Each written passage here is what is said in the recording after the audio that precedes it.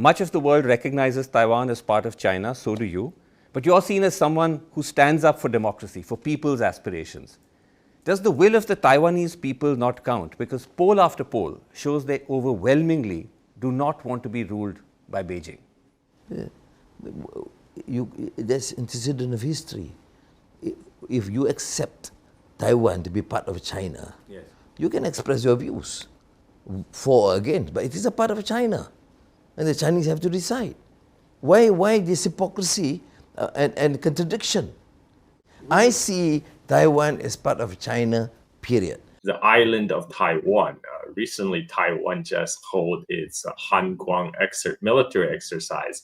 But based on the reporting from the island, it seems like the main purpose of that military exercise is actually to carry out a fire drill of an emergency evacuation of the Taiwan top leader, Lai Ching-te, in case of a landing by the PLA. Why then is Taiwan's government continue to choose at this time to antagonize mainland China? I mean, there's so much to be gained for a more harmonious cross-strait relationship. But why is the Taiwan government continue to pursue this confrontational stance in today's geopolitical world? Well, because the DPP is existentially committed to Taiwanese independence. That's what its raison d'etre is. And if it was to abandon this posture, it would abandon its own reason for existence. It has its own political constituencies on the island as well as elsewhere that it needs to satisfy.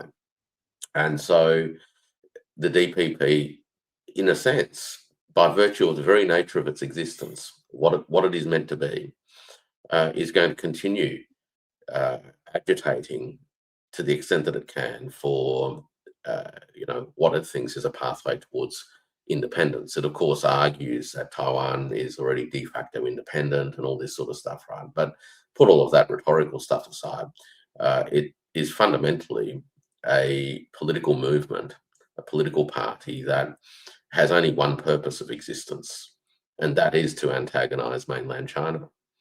And that's why else does it exist? If it didn't antagonize mainland China, let's not forget that DPP, in terms of its party manifesto, is committed to Taiwanese independence. Right? It's not going to get rid of that. Right? This is the only reason it exists. Without it, what is it? What is the DPP without that? Not very much at all. Without that, arguably, everyone then realizes that it's really a political movement advocating for the interests of Americans and Japanese. So, what else can it do? This is what it does.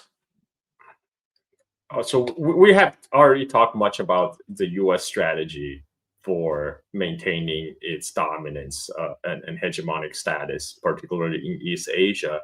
What is China's response to this?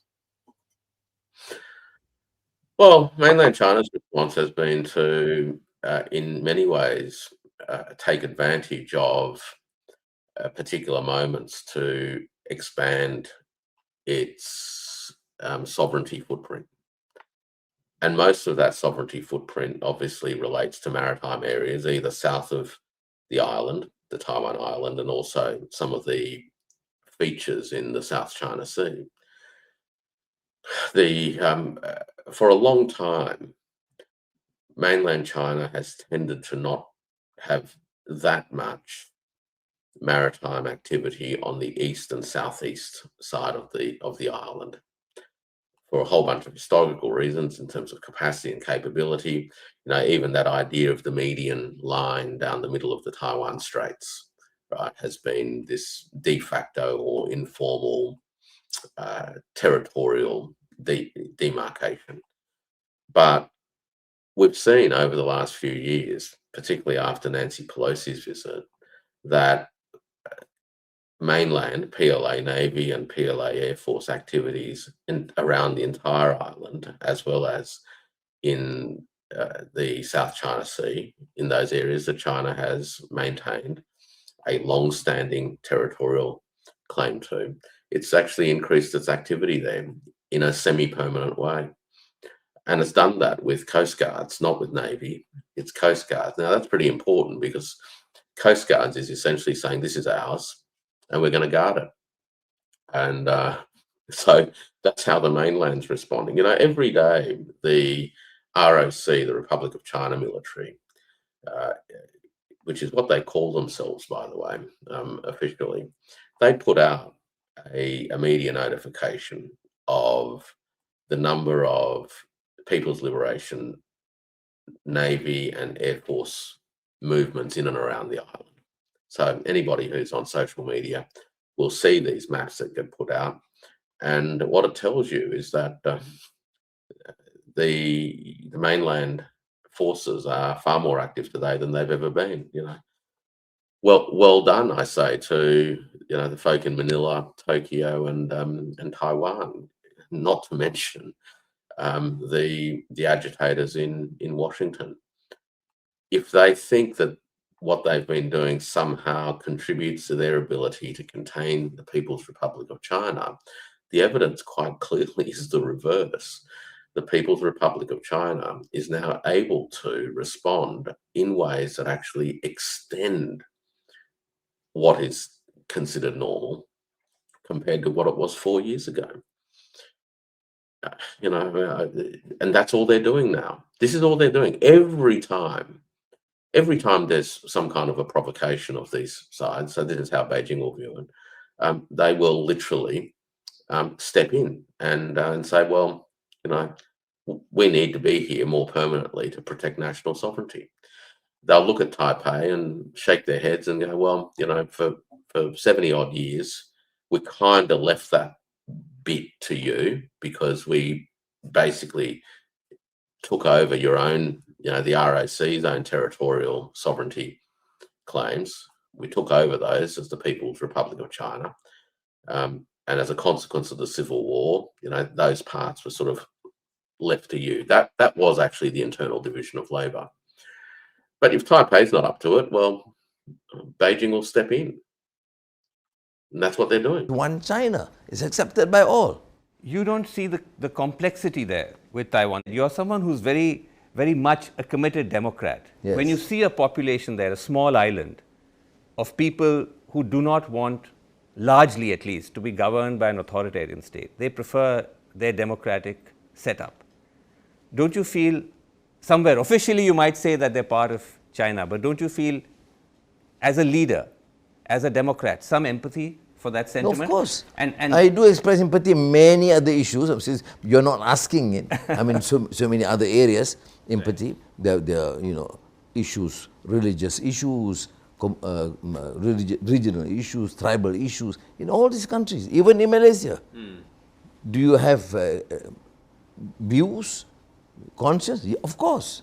But what you are suggesting is a way, a complicity or even condoning an attempt to break up a legitimate independent country. And I don't accept that. the Chinese themselves talk of reunification. If they are indeed one entity, then you wouldn't need to reunify. But if, as the Chinese have said... Because that the if- Seventh Fleet, my dear. Okay. That's why they talk about reunification. Okay, you're bringing in the American angle. But China has said that if peaceful reunification doesn't work, they reserve the right to use force. If it comes to that, would you condemn that? I always take it as a Malaysia example. If one province decide to break away, do we use force? I think I will protect the sanctity and unity of the nation. So you would use force? Yes. Because otherwise, to be fragmented, what are you suggesting? I mean, to me, it's I'm not suggesting anything. I'm just asking questions, which is my job as a journalist. yeah. There are, as you know, there have been movements for independence. But to me, when it comes to China, it's always this, I should say, not ambivalence. Ambivalence is a light word. Okay. But it's hypocrisy. Because you don't talk about, many countries in Europe breaking up, or within the United States, or within Africa, or even within other regions. But All you of that focus is- only on, on China.